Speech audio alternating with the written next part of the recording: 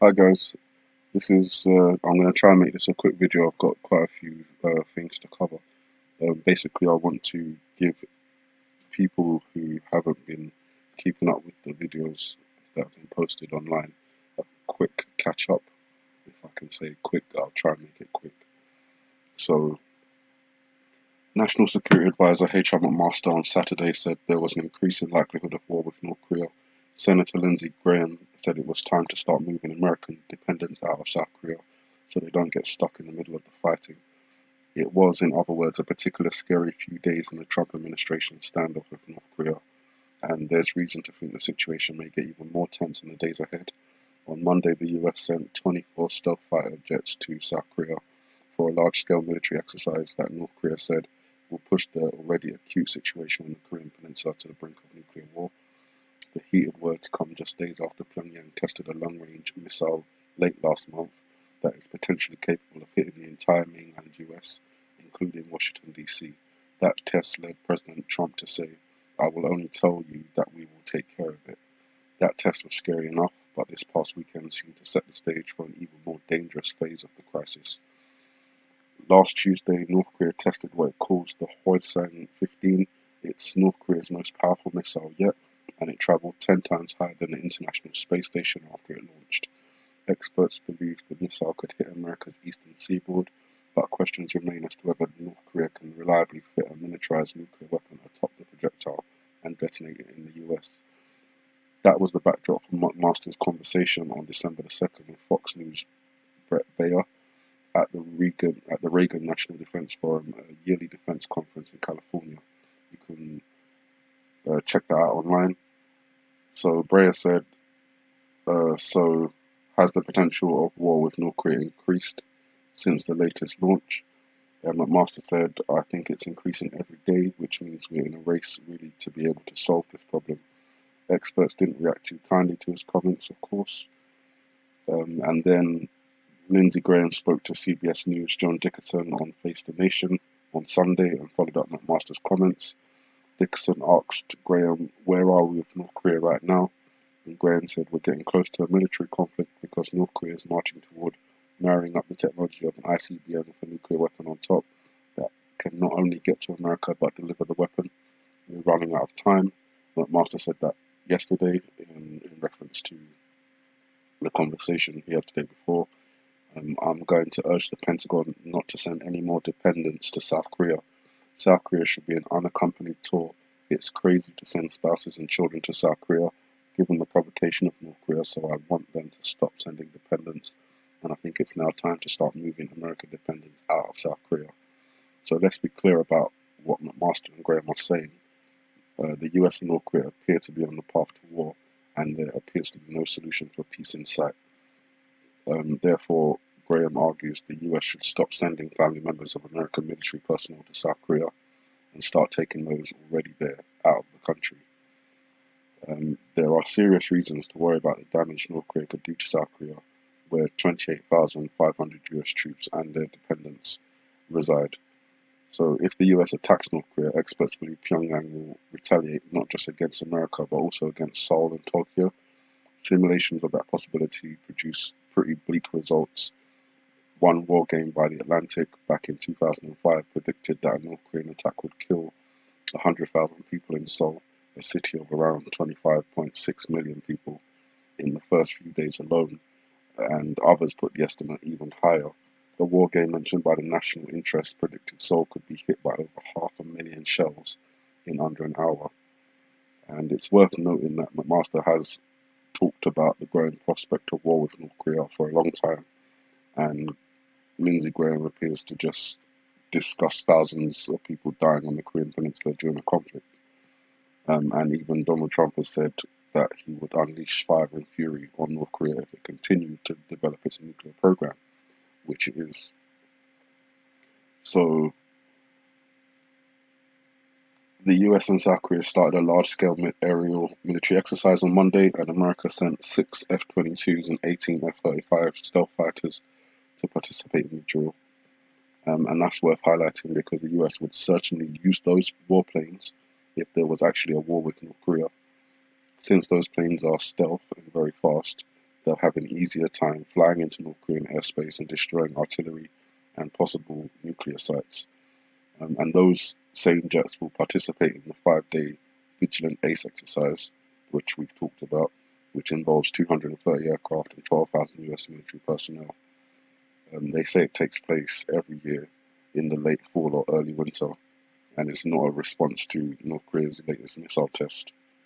And obviously, North Korea retaliate or reply by saying the projected war rehearsal is just a grave military provocation, which will push the already acute situation on the Korean Peninsula to the brink of nuclear war.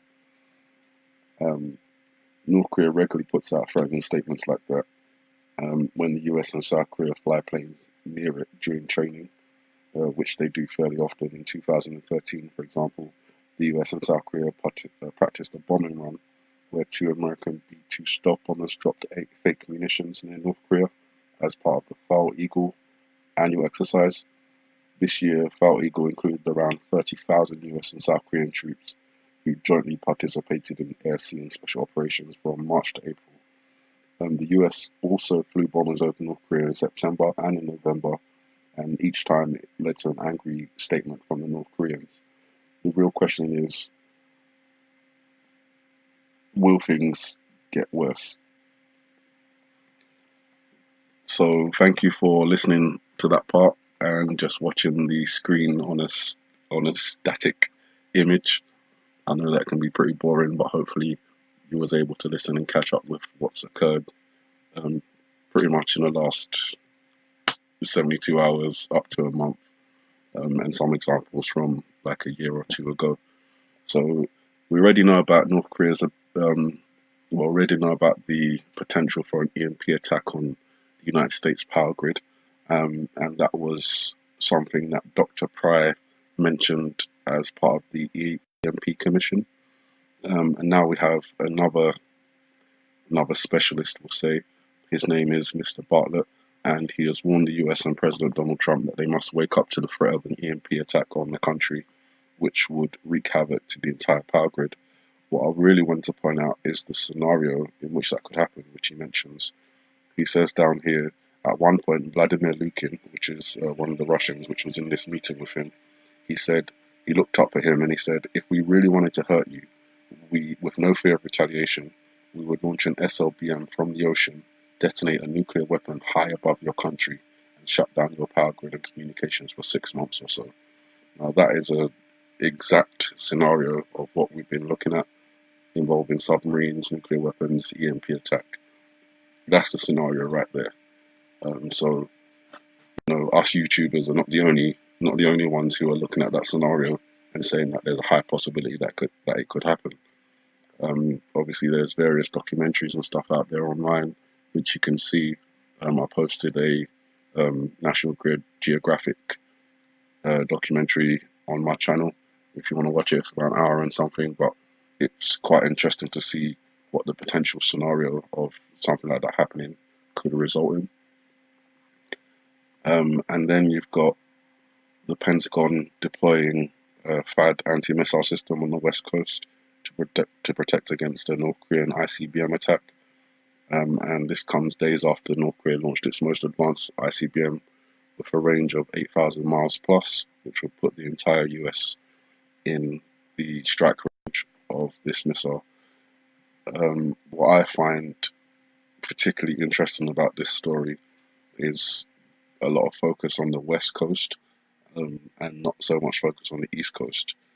Obviously, Pyongyang, North Korea, is on the East Coast side, sorry, the West Coast side, but from what we've been seeing, the subliminal messaging about New York, it could be that both sides have something going on, but from what I can tell from the subliminal messaging that we're getting, is that the East Coast would be most likely the target, or at least hit first before the West Coast. So just to keep that in mind, the UN is sending a political chief to visit North Korea in a landmark trip this will be the first trip by a UN official, a high-level UN official, in more than 6 years. So it kind of goes to show you the seriousness of the situation, where they appear to be trying to calm things down. Lots of different officials from different countries saying different things in terms of trying to bring the tensions down on the Korean Peninsula. So we'll have a UN official going there very shortly, traveling there this month. What happens from that visit, I don't really know, but we'll see when they have concluded and published their report. Now we've got a report from the CIA, and they're claiming that there's just 3 months to stop North Korea's missile plans, and it's basically a 3 month window which has been given. So during a visit to London and the House of Commons, former US Ambassador to UN John Bolton told officials the CIA has warned the US President America could soon be within striking distance from Pyongyang's missiles. The March deadline was also mentioned to a former European parliamentarian by a senior US commander a few days ago at Panmunjom on Korea's demilitarized zone, which separates the north from the south. Mr. Bolton served under George W. Bush and has been given a series of warnings recently in appearances on the US TV networks. So now we have top level, at least ex-top level government officials, and the CIA warning that there's a 3 month window in which to stop these developments. So that would kind of indicate that obviously if diplomacy doesn't work, then according to this report, within 3 months is most likely when Donald Trump will make a decision on any military action that may be taken on North Korea. China is not happy. It's saying it's not a scapegoat. So China has lashed out at both. Excuse me. China has lashed out at both the US and North Korea over their increased pressure on Beijing to ease tensions between the two nations. They go on to say, following North Korea's latest missile launch, the US ambassador to the United Nations told China that they must stop selling oil to North Korea and issued a warning to Beijing that if action wasn't taken, then the USA would have to step in. And China says they have no reason to pay for North Korea's mistakes, and Beijing has no obligation to cooperate with the US on this impractical idea. The nation-state-run Global Times said we can neither persuade Pyongyang nor sway the opinion of Washington. When tensions on the Korean Peninsula reach new height, a large portion of the pressure is transferred to China. But the US and North Korea must shoulder their own responsibility without making China the scapegoat. The US has no right to direct China or the Security Council. So obviously that's just like a kind of a backlash from all the pressure that's been put on China to stop this development of Kim Jong's nuclear missiles, which I've said before, I don't see China doing that because it's not in their interest to stop North Korea from doing that. If it was, they would have done so already. And the last point is less of a news report and more of a special interest relating to Donald Trump. So, according to this website, Donald Trump was born exactly 700 days before Israel became a nation. And Israel was 77 days old, exactly 777 days after Donald Trump was born. And Israel's 70th birthday will come exactly 700 days after Trump's 70th birthday. Donald Trump won the election on Israeli Prime Minister Benjamin Netanyahu's 7th year, 7th month, and 7th day in office. On top of everything else, Donald Trump will be 70 years, 7 months, and 7 days old on his first full day in the White House. As it says here, Donald Trump was born on June the 14th, 1946. If you move forward 7 years, that brings you to June 14th, 2016. Moving forward exactly 7 months from that date brings you to January 14th, 2017. And if you add another 7 days, that brings you to January 21st, 2017, which was the inauguration day. and Donald Trump obviously was inaugurated on January the 20th, but his first full day in office will be on January the 21st. And as incredible as this may sound, according to this report, this will happen during year 5777 on the Hebrew calendar. So there's a lot of sevens in there. Some people say that seven marks stands for completion. As God kind of created the earth in 7 days, rested on the seventh. I don't know if that has any significance or relevance to what's occurring now, but it is interesting that all these sevens pop up around Donald Trump. And apparently, I think from a report I did a couple of days ago, um, Kim Jong Un's grandmother was born on the 7th of December, and there's been reports that he may, you know, mark that day with some kind of missile launch or nuclear test or something. So that's pretty much the report. Thank you for taking the time to listen.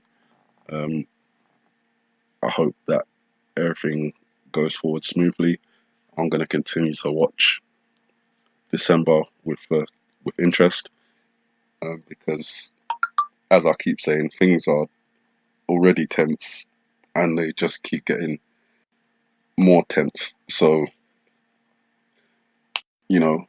hopefully things will quiet down and get back to a bit of sanity. But at the same time, with all these warnings coming from these different officials, and high-level UN officials going over to North Korea to try and resolve the issues and things like that, it it puts you on edge, basically. You have to keep watch. So, as I say, you're not caught unawares by any of the events that may take place um, in coming days or months. So that's it. Have a good morning, good afternoon, or night, wherever you are, and take care of yourselves.